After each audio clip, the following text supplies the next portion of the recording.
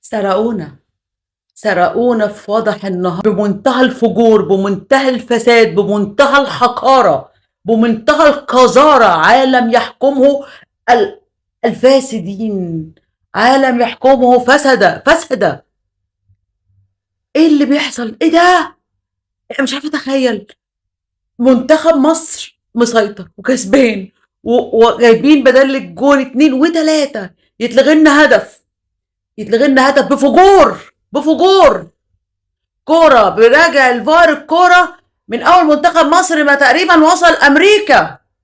راجع الفار يا عم، روح راجع وشوف منتخب مصر وهم نازلين الملعب يكون حد فيهم مرتكب مخالفه.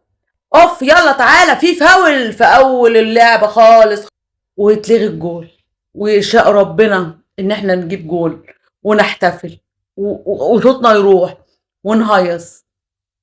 لكن الحكم والعنصرية ورئيس الاتحاد الدولي واللوبي اصلا الصهيوني، ازاي الصهيوني الاعظم بتاعهم ميسي ما يكسبش؟ لازم يكسب، لازم يساندوه، لازم يكسب، لازم ميسي يكمل، لازم ميسي يكمل. الله يلعنكم، مش عارفه اقول ايه. انا بجد ربنا ينتقم منكم، ربنا ينتقم منكم. ميزان العداله اختل تماما. رئيس الدوله يتدخل عندهم علشان يشيل الطرد، الكارت الاحمر، ويتدخلوا بعنصريه عشان الارجنتين تكمل وميسي هو اللي يكمل على حساب منتخب تعب وشعب كان ورا منتخبه. بس مش مهم، المهم اساسا كان عندهم ان ميسي يكمل والارجنتين تكمل. الصهاينه لازم تكمل ولازم تحتفل، علم الصهاينه معاهم عشان يحتفلوا.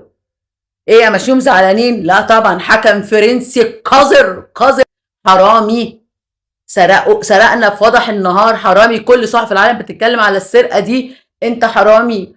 حسبت لهم ضربه جزاء من وحي خيالك في ثانيه ولسه ما فيش صفاره تيت، يلا تعالى في ضربه جزاء للارجنتين. دول مصطفى شوبير الله يكرمه شالها. طب تعالى الجول الثالث ليهم نفس كورتنا. ده ايه ده؟ حمدي فتحي اتشد من التيشيرت بتاعه واتقطع، وفي نفس اللعبه الاثنين ضربه جزاء في نفس اللعبه. ومحمد صلاح انضرب وعادي جدا وردت بجول ليهم بدل الفاسد ما يرجع ويقول ان لا طب نشوف الفار، طب الفار يتكلم، طب مش عارفه ايه. راح مصطفى شوبير بيقول له شوف الفار، راح مديله انذار، توزيع انذارات للاعيبه مصر من اول دقيقه، من اول دقيقه. وهو واضح جدا انه عنصري وزي ما عمل حسام حسن عنصري، حكم عنصري. بمنتهى البشاعه بيتعامل مع لعيبه مصر.